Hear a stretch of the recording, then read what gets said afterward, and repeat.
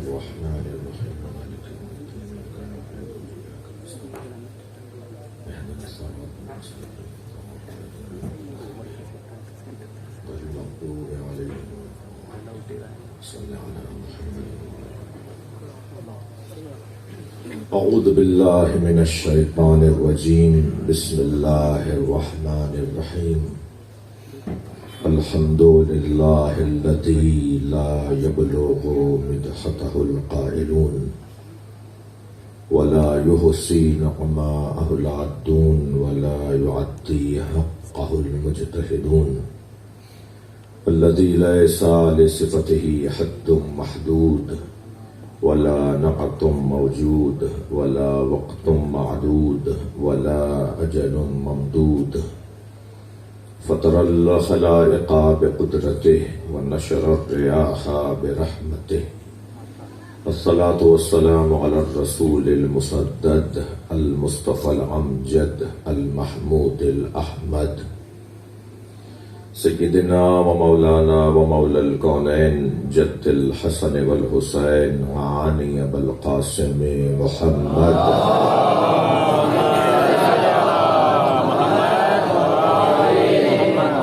وآله الطيبين الطاهرين المعصومين الذين قال الله إنما يريد الله ليذهب عنكم الرجس أهل البيت ويطهركم تطهيرا.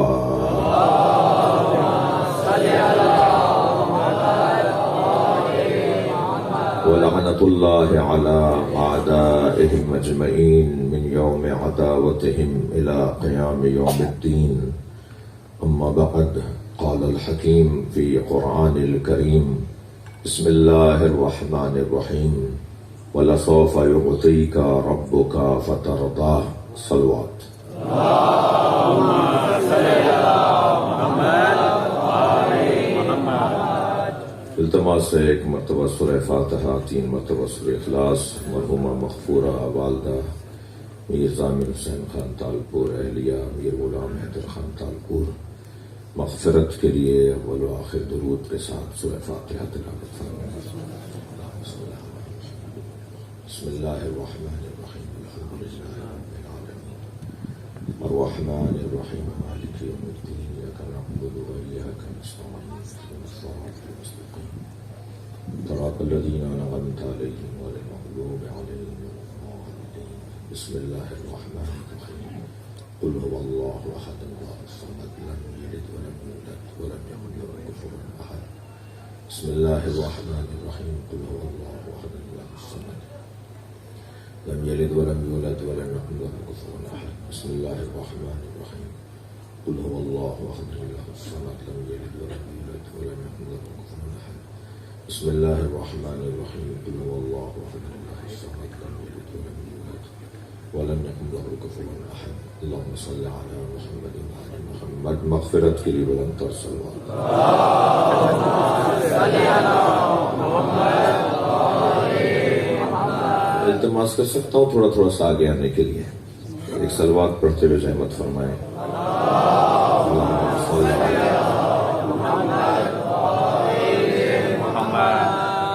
صلوات پڑھیں آگے آئیے.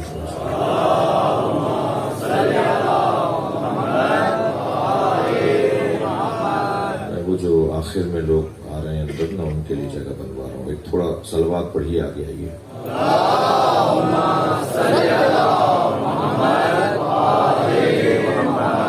اور بلند صلوات.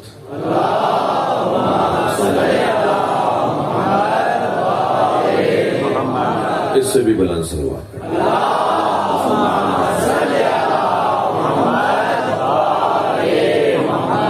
سورہ مبارکہ الضحیٰ کی 4تھی آیت میں نے پڑھی ہے اور اس آیت کا عنوان سیدہ کی فضیلت ہے. ایک ماں کی مجلس ترحیم ہے تو ہم اس ام ابیہا کو یاد کریں کہ جن کے تذکرے پہ فرشتے اترتے ہیں. یہ زمین رونق پاتی ہے جب بی بی کا ذکر ہوتا ہے. اللہ اپنے حبیب سے بات کر رہا ہے اور قرآن پورا عاشق اور معشوق کی گفتگو ہے۔ سرکار دو جہاں سے اللہ عشق کرتا ہے، اور جب وہ عشق کرتا ہے تو پھر عاشق ہمیشہ معشوق کی خوشنودی اور خوشی کو ہی دیکھتا ہے۔ اب میں کیا کروں کہ یہ لفظ ممبر پہ معمولاً استعمال نہیں ہوتا، تو پھر سوچا جاتا ہے کہ یہ کیا بات لے بیٹھے، انہوں نے کیا باتیں شروع کر دیں، مجلس میں عشق کی کیسی بات۔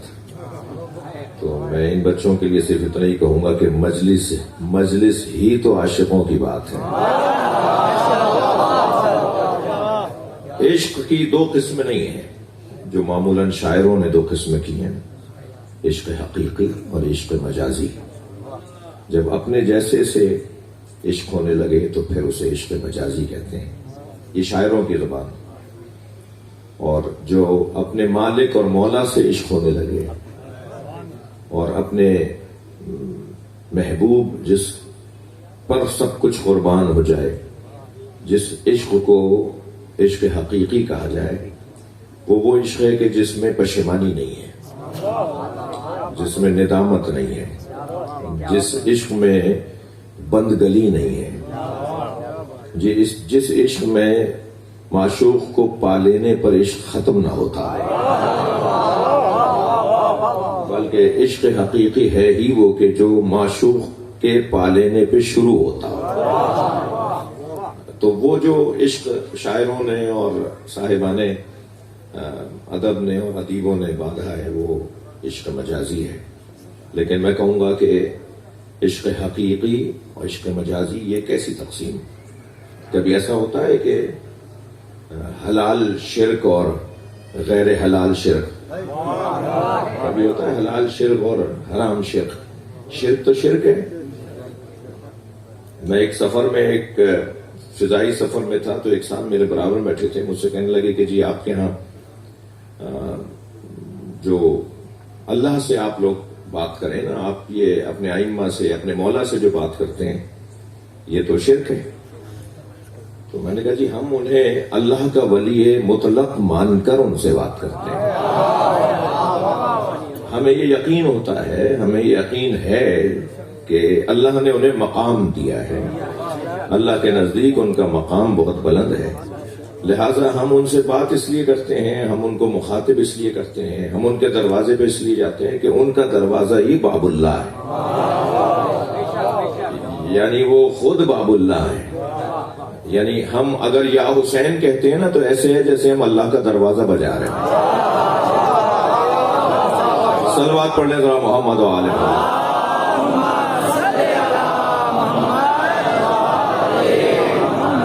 اگر ہم یا علی یا رسول اللہ کہتے ہیں تو ہم در حقیقت اللہ کے دروازے پر آئے ہیں۔ یہ باب اللہ ہے، ہمیں ان سے اللہ ملتا ہے، ان کے ذریعے سے اللہ ملتا ہے۔ اچھا یہ تو سب کو پتا ہے نا کہ اللہ نے انہیں ہماری ہدایت کے لیے بھیجا ہے۔ ایک آیت تو نہیں ہے کہ جو میں پڑھ دیتا ہوں، چلیں۔ سورہ مبارکہ سجدہ کے اندر بھی ہے، سورہ مبارکہ آل ابراہیم کے اندر بھی ہے، سورہ مبارکہ الانبیاء کے اندر بھی ہے۔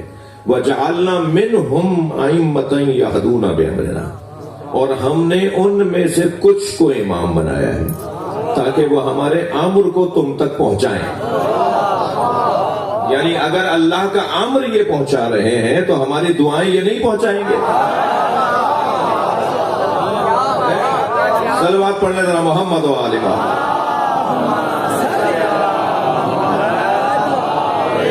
قرآن پکار کر ہماری رہنمائی یہ کر رہا ہے کہ وَجَعَلْنَا مِنْهُمْ، ہم نے ان میں سے کچھ کو قرار دیا ہے آئمہ، تمہارا رہنما، تمہارا امام۔ کیوں؟ یہدون بامرنا، تاکہ ہمارے امر کو تم تک پہنچائیں، ہمارا امر تم تک پہنچائیں۔ اور جو ہمارا امر تم تک پہنچائیں گے پھر ان کے اندر کچھ صفتیں بھی ہیں۔ اب سورہ سجدہ کی پہلے آیت سن لیجئے، اس میں اللہ ارشاد فرما رہا ہے کہ جو ہمارا امر تم تک پہنچائیں گے ان میں دو صفتیں پائی جائیں گی۔ لما صبروا، وہ صبر کرنے میں سب سے بلند ہوں گے، ان سے بڑا کوئی صابر نہیں ہوگا۔ اچھا لفظ صبر جب ہم استعمال کرتے ہیں تو پہلا تصور آتا ہے مصیبتوں کے سامنے جب اپنا عکس العمل دکھایا جائے تو اور وہ مثالی ہو تو اسے صبر کہا جاتا ہے، جبکہ صبر مطلقاً میدان میں ڈٹنے کو کہا جاتا ہے۔ حوصلوں کی مضبوطی کو صبر کہا جاتا ہے، اعصاب کی مضبوطی کو صبر کہا جاتا ہے۔ اگر اچھا یاد رہے کہ جنگیں زور بازو پر نہیں جیتی جاتی، جنگیں تلوار کی تیز دھار پر نہیں جیتی جاتی، جنگیں اسلحوں کی مضبوطی پر نہیں جیتی جاتی، جنگیں اعصاب کی مضبوطی پہ جیتی جاتی۔ اب تلوار بہت تیز ہو مگر ان میں ہی حوصلہ نہیں ہے،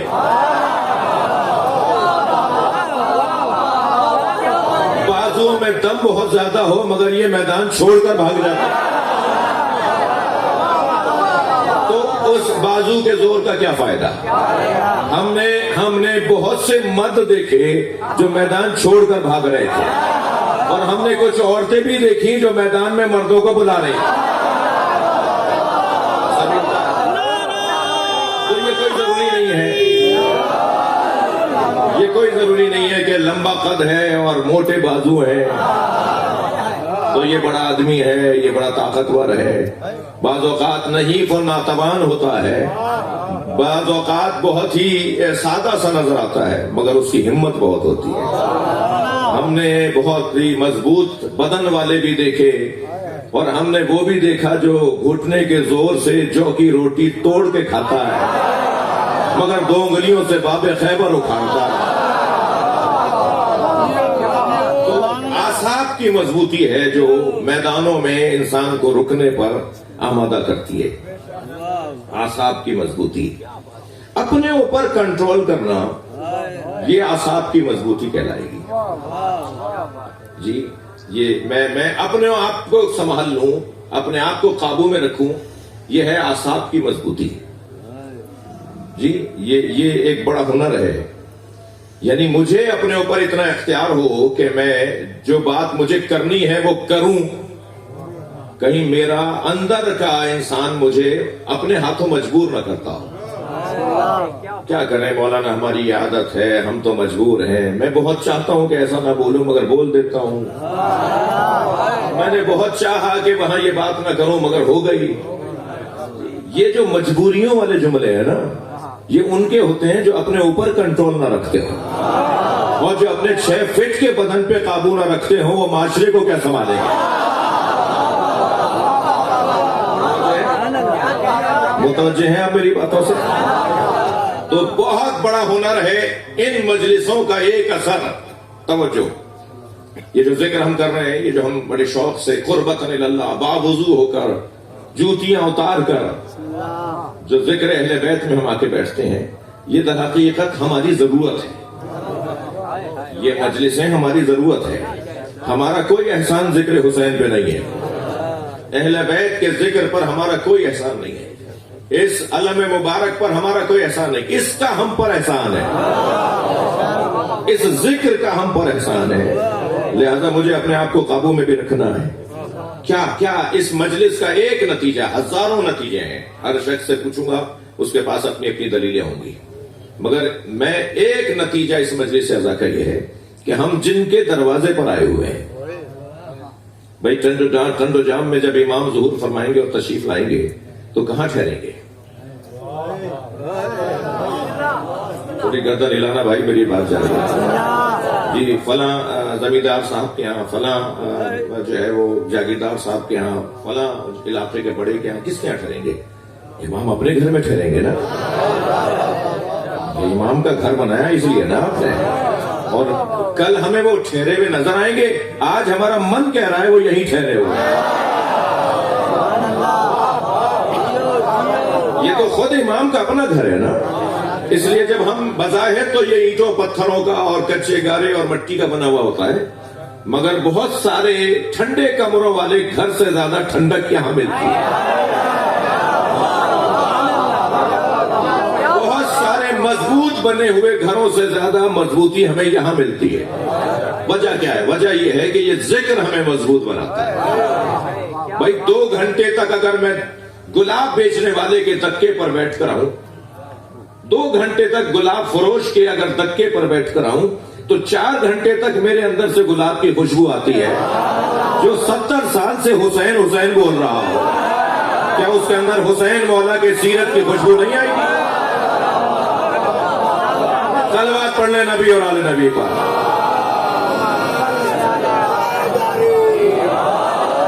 بہت فائدے ہیں، بڑے نتیجے ہیں اس ذکر کے.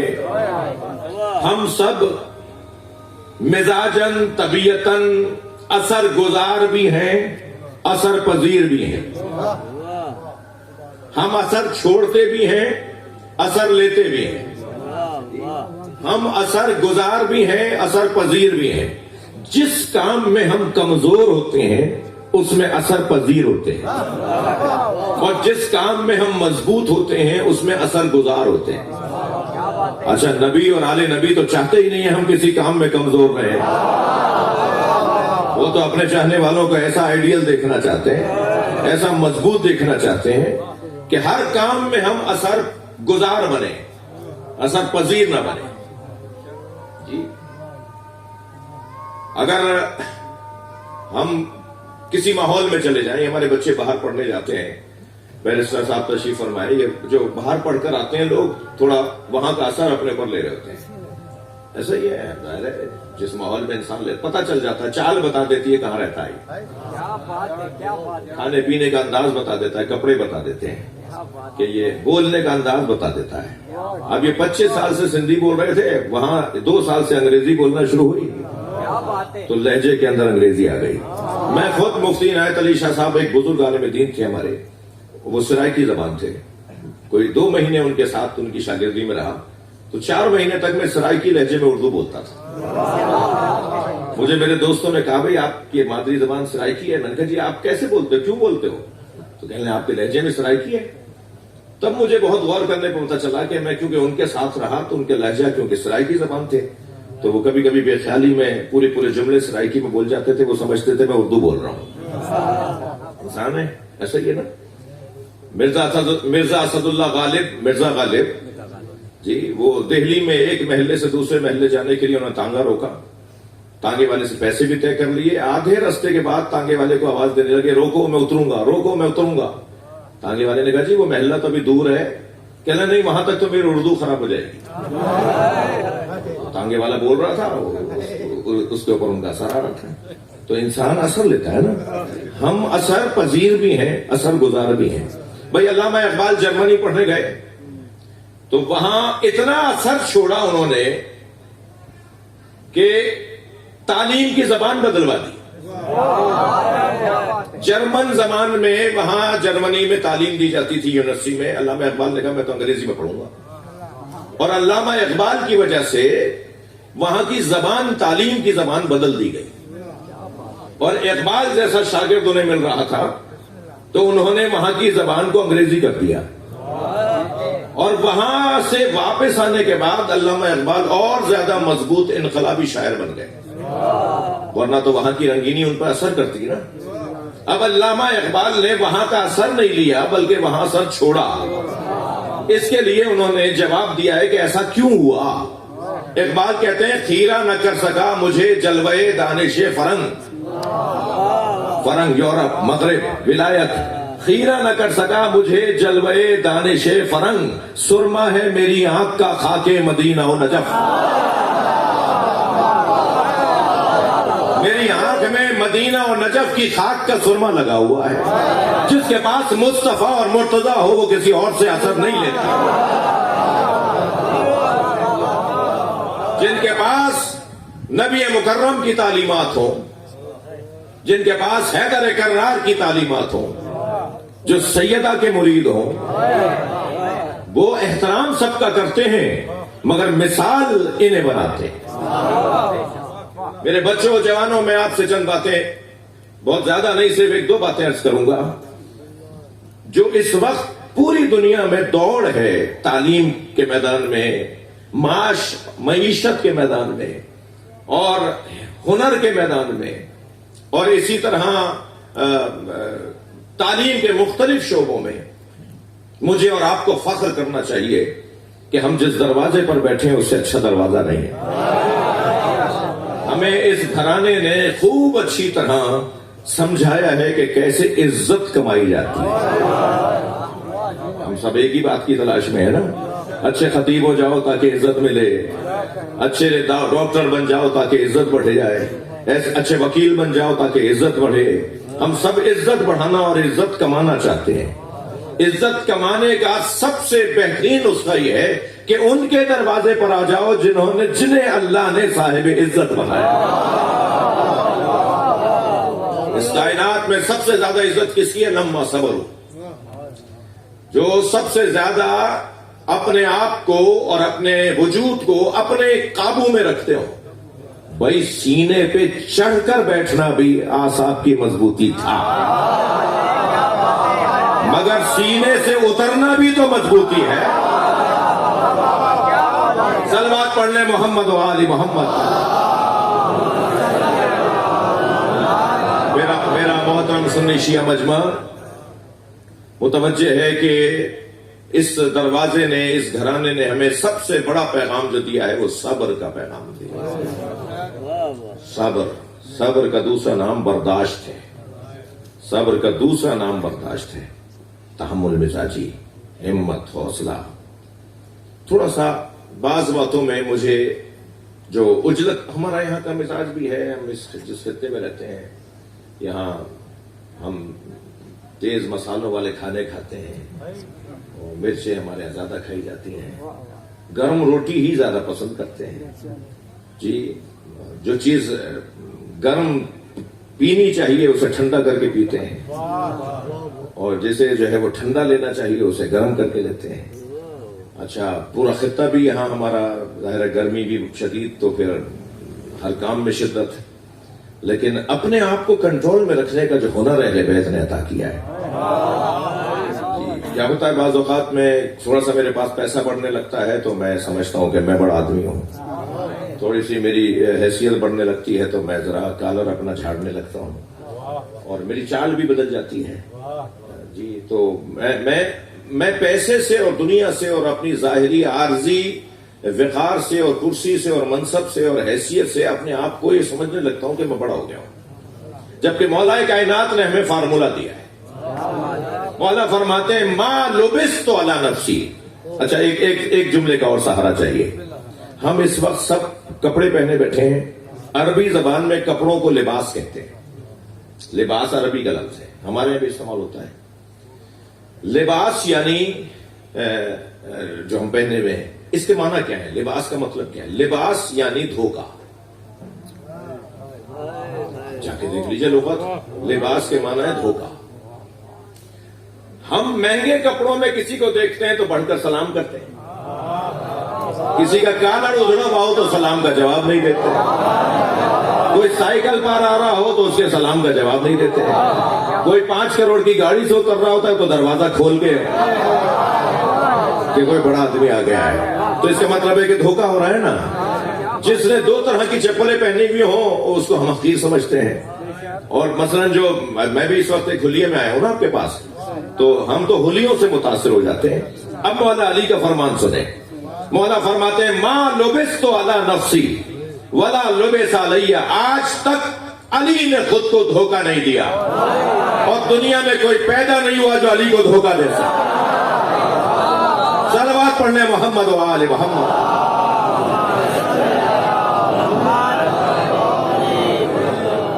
میں اپنے اصلی مضمون سے دور ہونے کا خوف، ورنہ یہ بحث، یہ گفتگو ان بچوں اور ان جوانوں کے لیے بہت ضروری ہے. وہ جو میں ایک نصیحت کرنا چاہ رہا تھا، سننا چاہیں گے؟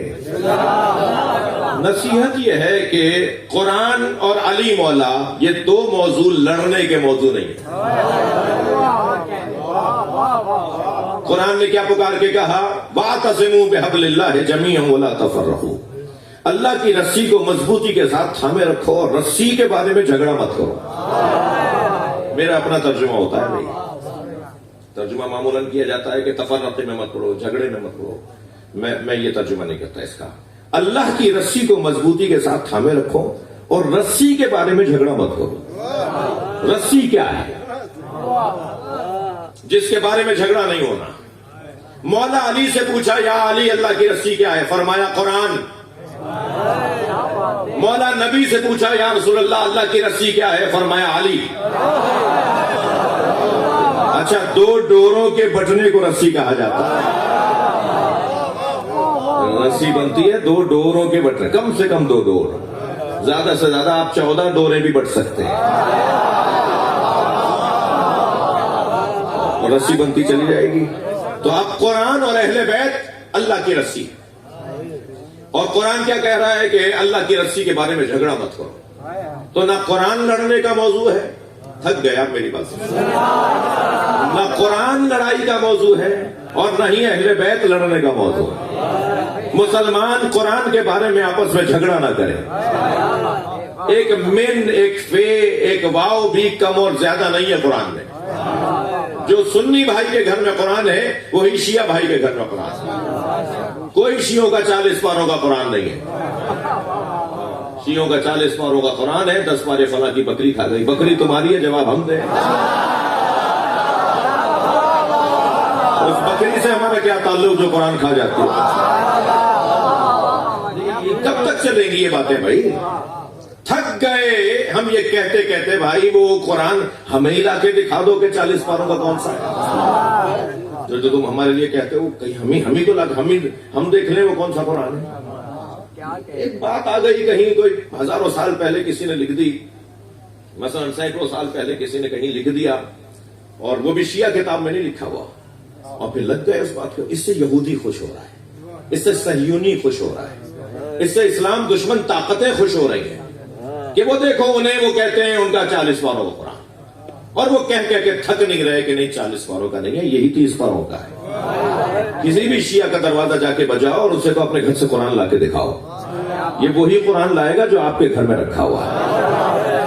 تو قرآن لڑنے کا موضوع نہیں ہے. حتیٰ یہ غیر المغضوب علیہم ولا الضالین کے جب سنی برادران ولا الضالین کہتے ہیں, شیعہ ولا الضالین کہتے ہیں. یہ بھی غیر علمی باتیں ہیں. تجوید کا مسئلہ ہے, مخرج کا مسئلہ ہے.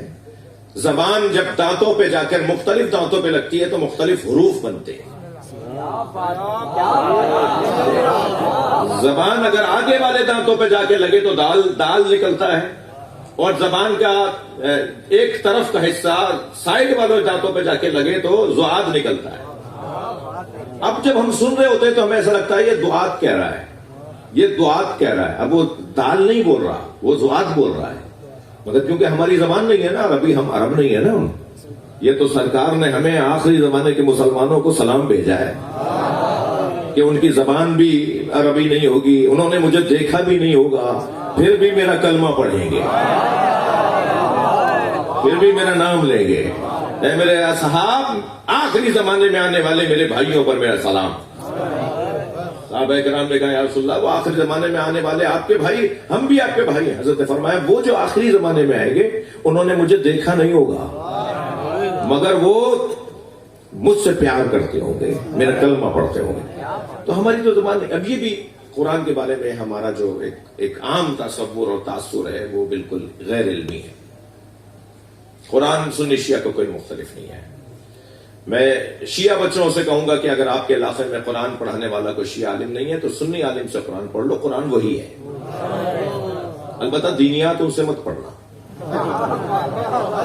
ان کا ظاہر ہے, یہ تو ظاہر ہے جو تعلیم اہل بیت کی مثلا صفات ثبوتیہ, صفات سلبیہ, نبی مکرم کے بارے میں ہماری جو دید ہے, جو ائمہ اہل بیت کے بارے میں ہماری جو دید ہے, صحابہ کرام کے بارے میں جو ہماری دید ہے, وہ ظاہر ہے ایسے ہی میرے بھائیوں کی بڑی حسین ہے, بہت اچھی دید ہے ان کی.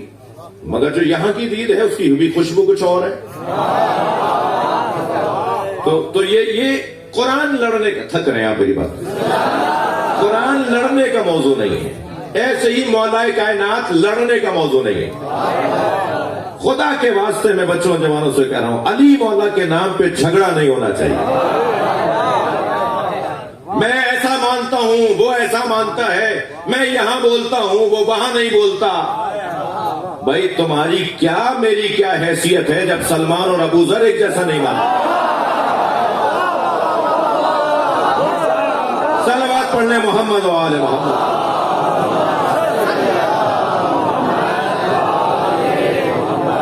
اللہ کو سب ایک جیسا نہیں مانتے, رسول اللہ کو سب ایک جیسا نہیں مانتے, مولا علی کو سب ایک جیسا نہیں مانتے.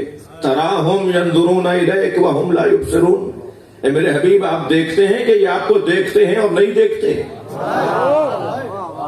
یہ آپ کو دیکھنے کے بعد بھی نہیں دیکھتے. ہم ایک جگہ مجلس پڑھ رہے تھے, ایک صاحب بہت غور سے ہمیں دیکھ رہے تھے.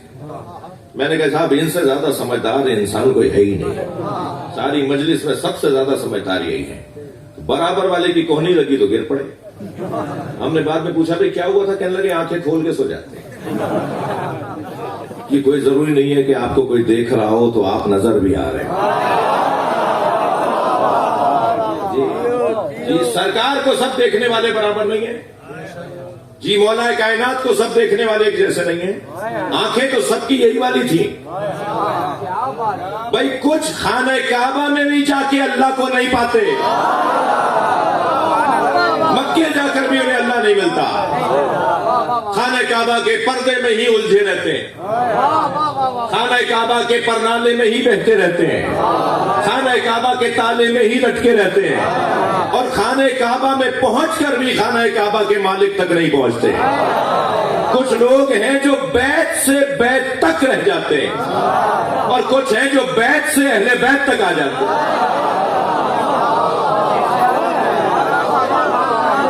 بھائی خانہ کعبہ منزل نہیں ہے, سنگ میل ہے,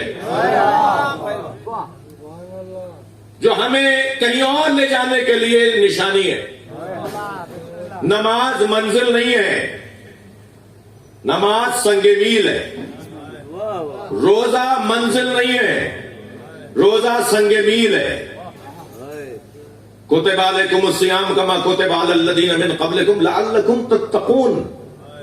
روزہ اس لیے رکھوا رہے ہیں تاکہ تم متقی ہو جاؤ.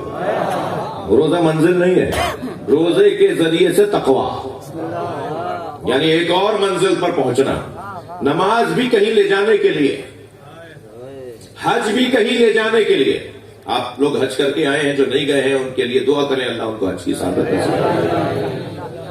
حج کا جو احرام ہوتا ہے نا, وہ خانہ کعبہ میں حرم میں کعبے کی دیوار کے ساتھ کھڑے ہو کر باندھنا اور اس کی نیت کرنا, یہ زیادہ ثواب ہے.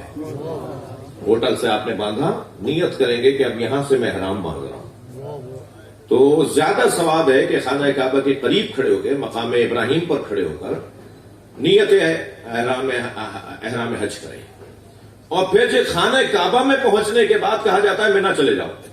ارے ہم تو مکی کعبے میں آئے تھے, ہمیں مینا کہاں بھیج رہے ہو؟ پھر مینا سے عرفات چلے جاؤ, پھر عرفات سے مینا چلے جاؤ, اور پھر مینا سے مزدلفہ آ جاؤ, پھر مزدلفہ میں یہ کام کرو, پھر کعبے آ جانا. ہمیں خانہ کعبہ میں بھی بلا کر کہیں اور بھیجا جا رہا ہے. یہی تو اللہ بتانا چاہ رہا ہے, تم میرے پاس آؤ تاکہ مجھ تک آؤ. یہ گھر سنگ میل ہے, منزل نہیں ہے. کیا بات. اور جو رستوں میں کھو جائے وہ اور ہے, اور جو منزل تک پہنچ جائے وہ اور ہے. یاد رہے ائمہ اہل بیت کا ہنر ہی یہ ہے کہ ان کو اللہ نے بھیجا ہے ایصال الی المطلوب کے لیے, تاکہ یہ تمہیں منزل تک لے آئیں. بھائی توجہ چاہوں گا, موسیٰ علیہ السلام اپنی امت کو دریائے نیل میں سے لے کے جا رہے تھے, اور ان کے پیچھے فرعون بھی آ رہا تھا, اور فرعون کا لشکر بھی آ رہا تھا. رستہ ایک ہی تھا, ایک امت بچی اور ایک ڈوبی. ایک ہی رستے پر کوئی بچا کوئی ڈوبا, رستہ نہیں بچاتا. توجہ بڑھائیں گے, میں کچھ کہہ رہا ہوں. اگر رستہ بچا رہا ہوتا نا تو جس رستے پہ موسیٰ اور موسیٰ علیہ السلام کی امت بچی ہے, اس رستے پہ فرعون اور فرعونی بھی بچتے. لیکن موسیٰ علیہ السلام کی امت بچ گئی, فرعونی نہیں بچے. رستہ نہیں بچاتا, رہنما بچاتا ہے. اور اگر رہنما ہی رستہ بن جائے تو اسے علی کہا جاتا ہے. صلوات پڑھنے محمد و آل محمد.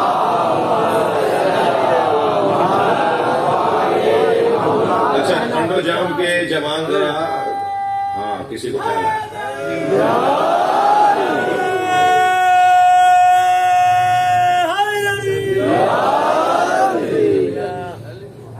بات آگے بڑھے. بہت عرصے بعد حاضری ہوئی ہے ٹنڈو جام میں. اور بھائی کہاں آتے ہیں؟ پہلے بھی ایک دفعہ ہیں. ہاں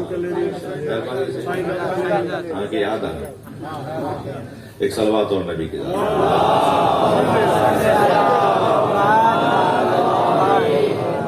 عاشق اور معشوق کی گفتگو جسے قرآن کہتے ہیں.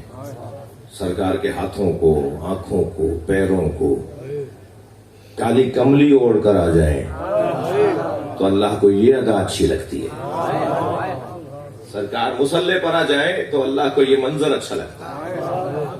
جی ساری دنیا سے اللہ چاہتا ہے کہ وہ بستر چھوڑے اور مصلے پر آ جائیں، مگر اپنے محبوب سے، اپنے معشوق سے کہتا ہے قم اللیل الا قلیلا. اے بن مصطفیٰ کبھی آرام بھی کر لیا تھا. کیا پیار ہے. پورا قرآن نبی مکرم. اچھا پھر کیونکہ عاشق و معشوق چاہتے ہیں بعض باتیں کوئی اور نہ سمجھے، جی وہ بس وہی سمجھے کہ جس کو بول رہے ہیں. تو الف لام میم،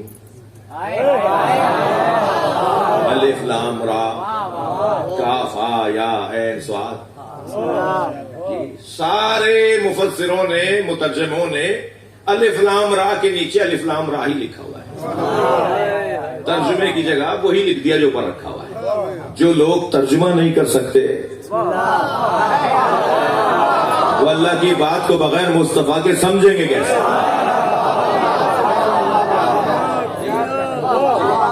کاف ہا یا عین صاد کا ترجمہ بھی نہیں ہو سکا آج تک ہم سے، اس لیے کہ راز کی باتیں ہیں نا. اللہ اپنے محبوب سے بات کر رہا ہے. جی مجلس ربیع الاول کے مہینے میں ہو رہی ہے نا. اللہ اپنے معشوق سے بات کر رہا ہے اور بات کر رہا ہے تاکہ معشوق ہی سمجھے. قرآن میں نبی کی آمد کا ایک مقصد بتایا ہے، وہ یتلو علیہم آیاتہ. 4 باتیں بتائی ہیں کہ ہم نے کیوں بھیجا اپنے مصطفیٰ کو. ایک بات اس میں سے یہ ہے وہ یتلو علیہم آیاتہ. میرا نبی اس لیے بھیجا گیا ہے، میں نے اپنے نبی کو اس لیے بھیجا ہے تاکہ وہ ہماری آیات کی ان پر تلاوت کرے. ہر عربی جاننے والا تلاوت خود کر لیتا. تلاوت کو اتنا بڑا کام تھا کہ وہ پڑھ کر سنائے. بھائی جسے بھی عربی آتی وہ قرآن پڑھ لیتا، مگر اللہ کہہ رہا ہے آ کر پڑھو. اس لیے کہ کلام لہجے کا محتاج ہوتا ہے. لہجہ بدلنے سے مطلب بدلتا ہے. اب وہی پڑھ کے سنائے جو اس کے لہجے سے آشنا ہو. اب اللہ کے لہجے سے جو آشنا ہے اسے مصطفیٰ کہا جاتا ہے. اور جب پہلی وحی سرکار پہ نازل ہوئی اور جب آخری وحی سرکار پہ نازل ہوئی تو ایک منظر ضرور بار بار تکرار ہوا، اور منظر یہ تھا، میرے مولا فرماتے ہیں، مولا علی فرماتے ہیں، سمعت رنتن ہینا نزل الوحی. جب سرکار پر وحی نازل ہوتی تھی تو میں ایک رونے کی آواز سنتا تھا. مجھے ایک چیخنے کی آواز آتی تھی. ادھر فرشتہ وحی نازل کرتا تھا، ادھر مجھے ایک رونے کی آواز آتی تھی. جب پہلی دفعہ ایسا ہوا کہ میں نے کسی کے چیخنے اور رونے یا بلبلانے کی آواز سنی تو میں نے کہا یا رسول اللہ ما ھذہ الرنہ، یہ کیسی آواز ہے، کون رو رہا ہے؟ تو سرکار نے فرمایا یا علی ھذا الشیطان، یہ شیطان ہے جو میرے اوپر وحی آتی ہے تو روتا ہے. یہ کہہ کر میرے مولا نبی نے مولا علی کی پیشانی کا بوسہ دیا اور فرمایا یا علی انت تسمع ما اسمع، جو میں سنتا ہوں وہ تم بھی سنتے ہو. انت ترى ما ارى، جو میں دیکھتا ہوں وہ تم بھی دیکھتے ہو. الا لا نبی بعدی، بس فرق یہ ہے کہ تم میرے بعد نبی نہیں ہو. صلوات پڑھنے محمد و آل محمد.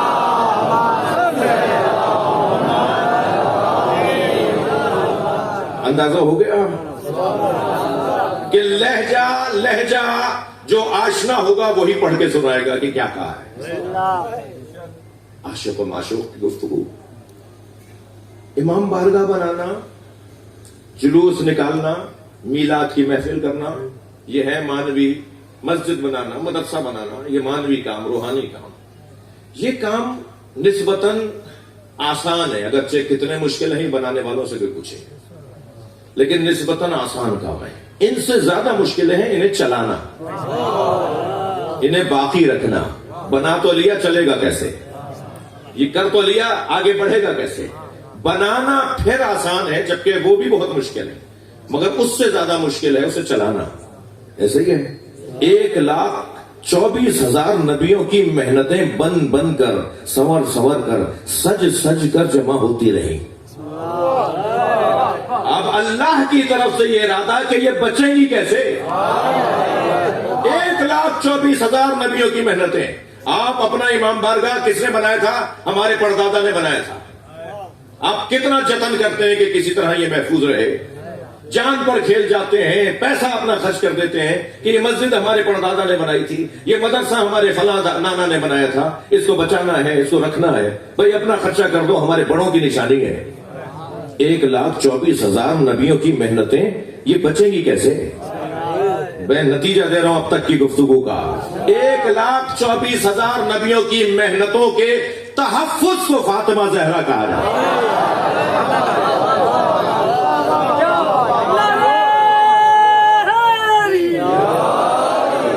وَلَسَوْفَ يُؤْتِيكَ رَبُّكَ فَتَرْضَىٰ.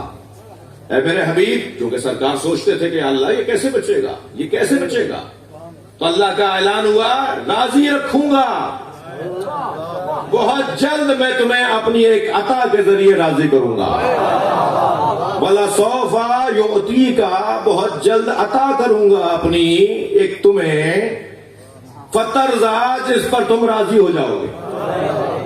وَلَسَوْفَ يُؤْتِيكَ رَبُّكَ فَتَرْضَىٰ، ایک اپنی عطا کے ذریعے میں تمہیں راضی کروں گا. یہ ہے ایک آیت. قرآن کا صفحہ پلٹا تو ایک اور آیت نظر آئی، اِنَّا أَعْطَيْنَاكَ الْكَوْثَرَ.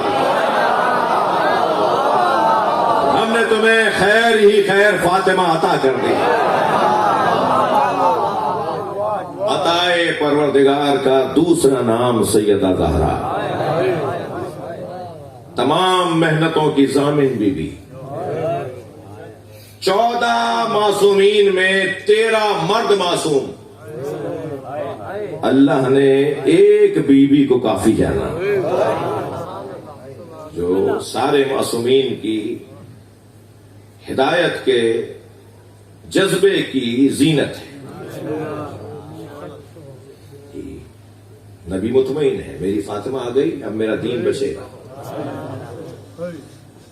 حضرت آدم سے لے کر مجھ تک سرکار کو اب اطمینان ہے کہ میرے دین کو کوئی نقصان نہیں. یہ سیدہ زہرا کا وجود ہے جس نے دین بچایا ہے، کبھی ان کے شوہر کے ذریعے سے، کبھی ان کے بڑے بیٹے کے ذریعے سے، کبھی ان کے حسین کے ذریعے سے، اور کبھی تو ان کی زینب کے ذریعے سے. پھر ایسے ہی امام سجاد، امام باقر، امام صادق، امام کاظم، امام رضا، امام تقی، امام نقی، امام عسکری. مجھے سنی شاہ سب مل کر بتائیں کہ ساری دنیا کس کے انتظار میں ہے؟ یہ ٹھیک ہے کہ ایک طبقہ کہتا ہے کہ ولادت ہونی ہے، ایک طبقہ کہتا ہے کہ ولادت ہو چکی ہے، غیبت میں ہے، مگر اس بحث سے ہٹ کر یہ بھی تو کوئی بتائے کہ وہ جس کی ولادت ہونی ہے یا ہو چکی ہے وہ ہے کون؟ سب نے لکھا ہے وہ سیدہ کا بیٹا ہے، وہ فرزند زہرا ہے جن کے انتظار میں ساری دنیا ہے. اگرچہ میں نے 200 اہل سنت علماء کرام کی فہرست مرتب کی ہے، بلکہ ایک سنی عالم دین نے کی ہے، انہوں نے ہمیں دی اور کام محنت ہو رہی ہے اس کے بعد. 200 اہل سنت علماء کرام ہیں، بزرگ علماء کرام، جن کا عقیدہ نظریات، جن کے پاس دلائل ہیں کہ امام کی ولادت ہو چکی ہے، امام دنیا میں آ چکے ہیں، غیبت میں ہیں. اور غیبت کا یہ مطلب بھی نہیں ہے کہ سامرہ میں ہے یا کسی غار میں ہے یا کسی پردے کے پیچھے ہے. غیبت کا مطلب یہ ہے کہ ہم انہیں پہچان نہیں پا رہے ہیں، وہ ہمارے درمیان. جی غیبت کا مطلب یہ ہے، اس لیے کہ حاضر ہونا اور ہے، ظاہر ہونا اور ہے. اتنا بڑا مجمع یہاں حاضر ہے یا نہیں، مگر سب مجھ پہ ظاہر نہیں ہے. حاضر ہے، ظاہر نہیں ہے. ہم تو ظہور کی بات کر رہے ہیں نا. سرکار مکے میں 40 سال تک حاضر تھے، ظاہر نہیں تھے. ہمارے امام بھی حاضر ہیں، جب ہم پہچاننے لگیں گے تو ظاہر ہو جائیں گے. لہذا ہمارے مجلسوں میں آتے ہیں، اپنے چاہنے والوں کے جنازوں میں آتے ہیں. اللہ کرے ہماری شادیاں بھی اس قابل ہوں کہ اس میں وہ تشریف لاتے ہیں. خاص طور پر شب جمعہ تو اپنے جد حسین کے مزار پہ کربلا میں ہوتے ہیں، اور جب ظہور فرمائیں گے تو پھر خانہ کعبہ کی دیوار سے ٹیک لگا کے کہیں گے بقیت اللہ خیر لکم ان کنتم مومنین، اللہ کا بقیہ تمہارے لیے اگر تم مومن ہو تو خیر ہے۔ اور پھر مکے سے آپ تشریف لے جائیں گے اپنے جد حسین کے مزار پر، اور گنبد پہ جو سرخ پرچم لگا ہوا ہے، سرخ پرچم لگتا ہی اس کی خبر پر تھا جس کے خون کا بدلہ باقی تھا۔ وارث بدلہ لے گا، کوئی اور بدلہ نہیں لے گا، بدلہ تو وارث لیتا ہے۔ سارے وارثوں نے چھوڑا ہے اس ایک وارث کے لیے جو بدلہ لے، لہذا امام آئیں گے اور امام آنے کے بعد گنبد سے وہ سرخ پرچم اتاریں اور پھر اپنے جد مولا علی کے مزار نجف اشرف جائیں گے۔ یہ میں وہ روایتیں سنا رہا ہوں آپ کو جلدی جلدی جو کتابوں میں حدیث کی صورت میں آئی ہیں، اور پھر آپ کوفے میں یعنی نجف میں نماز جماعت پڑھائیں گے جس نماز میں حضرت عیسیٰ آئیں گے، اور جو کوفے میں صف لگے گی وہ بصرے تک صفیں جائیں گے۔ تاریخ ابدیت کی سب سے بڑی نماز جماعت ہوگی، سینکڑوں کلومیٹر کا فاصلہ ہوگا جہاں سے وہاں تک صفیں لگیں گی اور حضرت اس کی امامت فرمائیں گے، اور پھر آپ بدلہ لیں گے اہل بیت کے قاتلوں سے، اہل بیت کے خون کا۔ اللہ کرے اس جذبے کے ساتھ اگر ہم دنیا سے چلے بھی گئے نا کہ کاش ہمیں مولا کا دیدار نصیب ہو جائے، تو میرے مولا رضا فرماتے ہیں تم ہمارے مہدی کے چاہنے والوں میں شمار کیے جاؤ گے۔ ہم اگر نہیں بھی رہے اور یہ سوچتے ہوئے دنیا سے چلے گئے کہ کاش ہمیں دیدار ہو جائے، تو محشر میں امام اپنے چاہنے والوں میں ہمیں شمار کریں گے۔ ایک ماں کی مجلس ترحیم ہے، ماں ٹھنڈا لفظ ہے، جب کہتے ہیں نا ماں، خود لفظ ماں عربی میں اللہ کہتا ہے میں 70 ماؤں سے زیادہ تم سے پیار کرتا ہوں۔ اللہ نے بھی اگر اپنی محبت ہمیں سمجھانا چاہیے نا تو وہ ماں کے ذریعے سمجھائی ہے۔ جی اگر ماں اور باپ دونوں میں سے کسی کو کم کرنے کی ضرورت پڑی نا تو اللہ نے باپ کو کم کیا ہے، ماں کو کم نہیں کیا۔ حضرت عیسیٰ بغیر باپ کے آئیں گے، بغیر ماں کے نہیں آئیں گے۔ موسیٰ علیہ السلام کوہ طور پہ جب جاتے تھے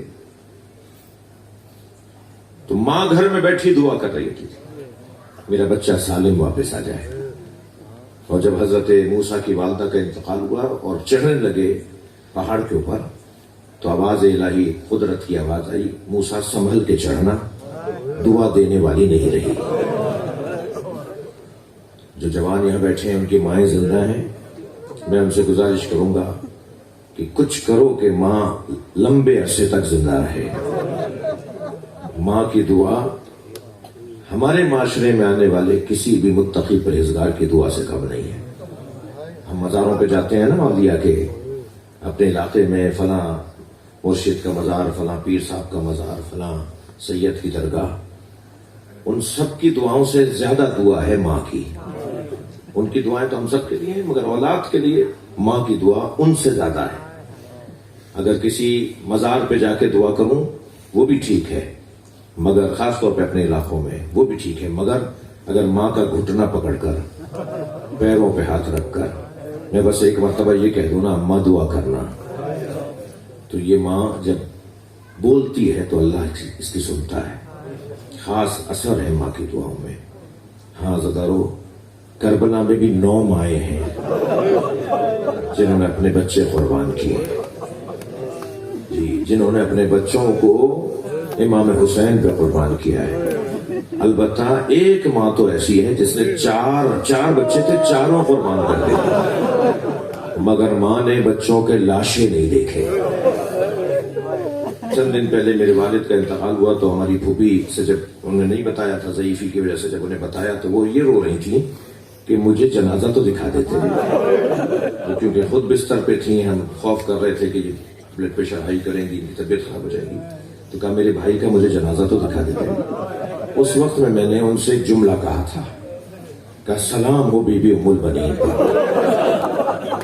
جنہوں نے اپنے چاروں بچوں کے لاشیں نہیں دیکھی، بلکہ روزانہ جنت البقیع جاتی تھی اور اپنے انگشت شہادت سے 4 قبروں کے نشان بناتی تھی اور چاروں قبروں پہ اپنے بچوں کے نام لکھتی تھی اور پھر ایک مرثیہ پڑھتی تھی، لا تدعو ام البنین، مجھے ام البنین مت پکارا کرو۔ ام البنین تو بیٹوں کی ماں کو کہتے ہیں نا، میرے وہ بیٹے کہاں ہیں جن کی میں ماں؟ میرے تو سارے بیٹے کربلا میں قربان ہو گئے، اجرکم اللہ۔ جب بشیر ابن جزلم امام سجاد کو اور بیویوں کو لے کر شام سے کربلا اور کربلا سے مدینہ لے کر آئے تو امام سجاد نے مدینے کے باہر خیمے لگائے اور سب بیویاں اہل حرم ان خیموں میں رہے اور بشیر سے کہا، بشیر تم مدینے میں جا کر مرثیہ سناؤ، آواز لگاؤ کہ حسین کا قافلہ لٹا ہوا واپس آیا، حسین کا لٹا ہوا قافلہ واپس آیا ہے، پہلے مدینے والوں کو بتا دو تاکہ پھر ہم شہر میں داخل ہوں۔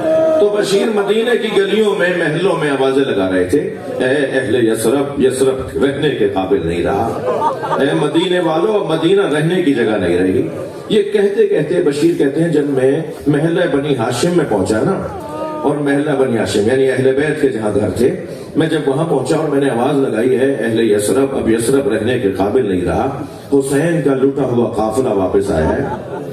بشیر کہتے ہیں ایک گھر کے دروازے سے ایک بیوی باہر آئی، طویل القامت بیوی، ایک جلال تھا اس بیوی کے اوپر، اس نے ایک عصا ہاتھ میں لیا ہوا تھا اور اپنے کاندھے پر ایک بچے کو بٹھایا ہوا تھا اور اس کے ایک ایک قدم پر ایسا لگتا تھا جیسے زمین ہل رہی ہے، ایک خاص روپ تھا اس بیوی کا۔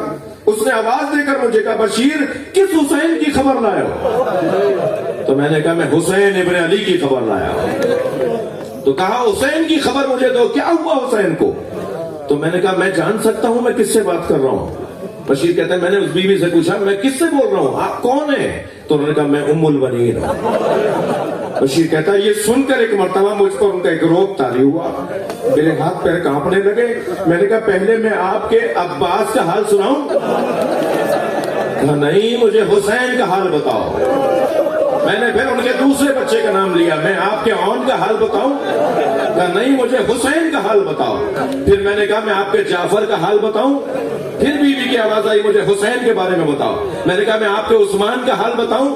میں نے چاروں بیٹوں کے نام لے کر کہا میں آپ کے بچوں کا حال بتاؤں؟ تو وہ بیوی بار بار کہتی رہی مجھے حسین کا حال بتاؤ۔ تو میں نے کہا حسین کو کربلا میں مار دیا گیا۔ تو جیسے ہی بیوی نے سنا نا کہ حسین کو کربلا میں مار دیا گیا، زمین پر ایک پیر مارا اور کہا اس وقت عباس کہاں تھا؟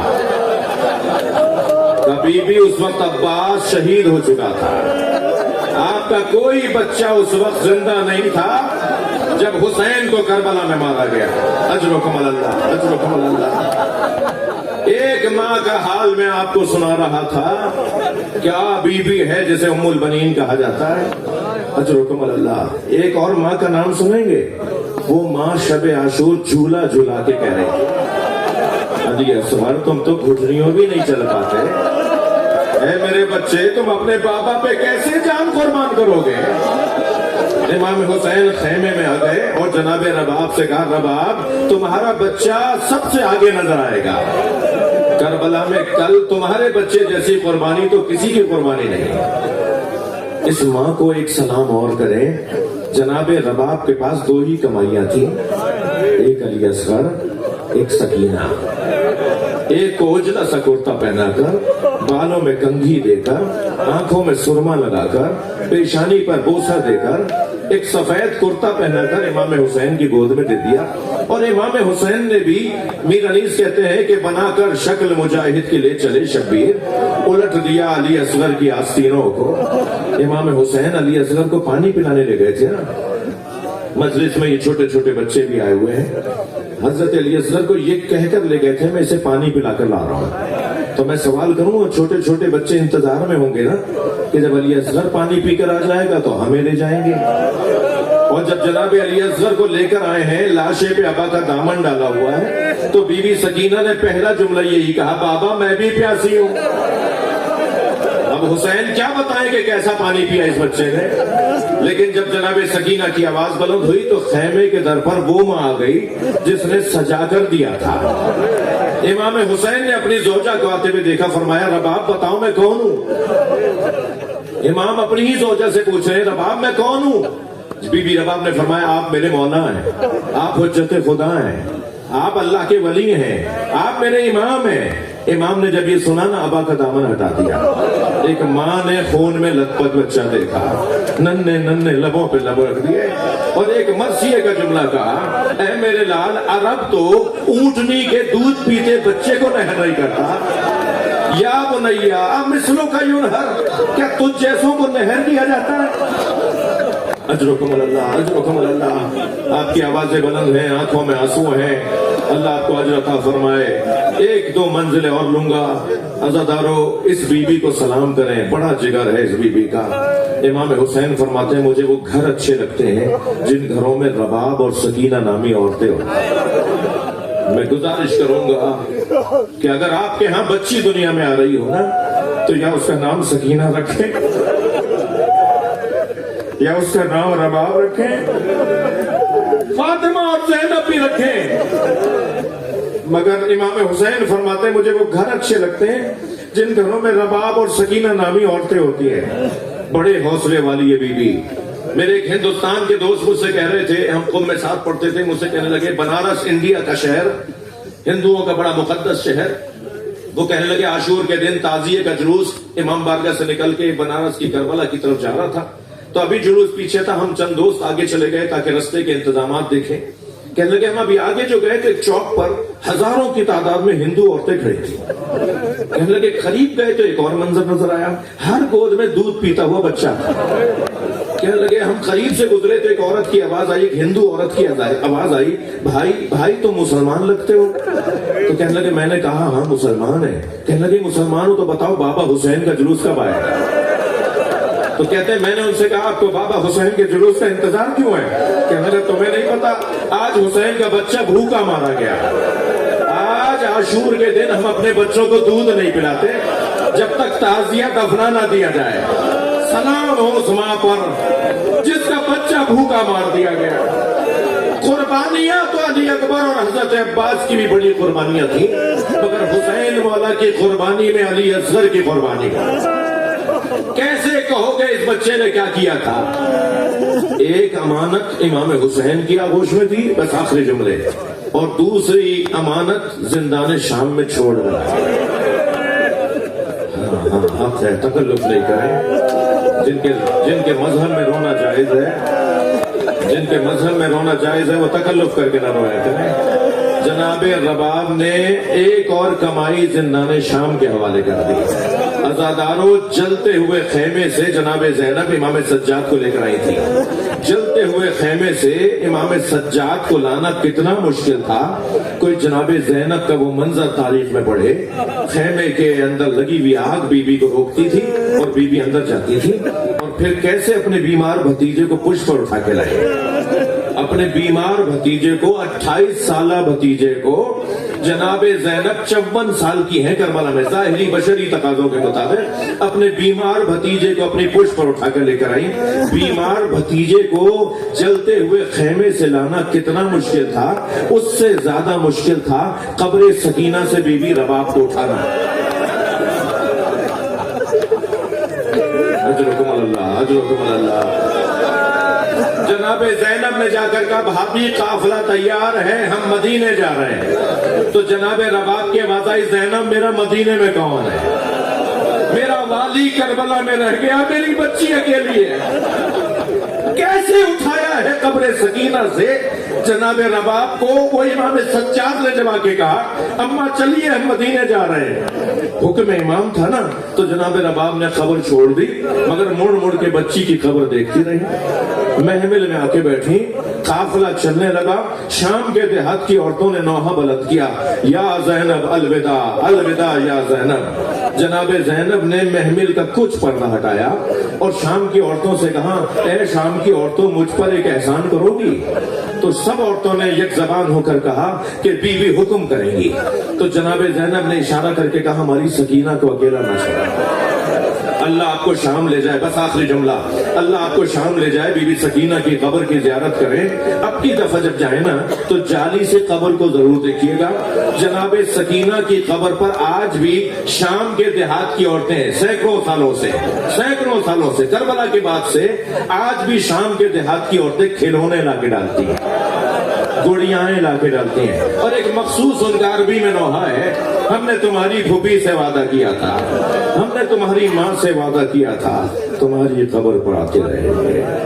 اللہ لعنت اللہ علی القوم الکافرین۔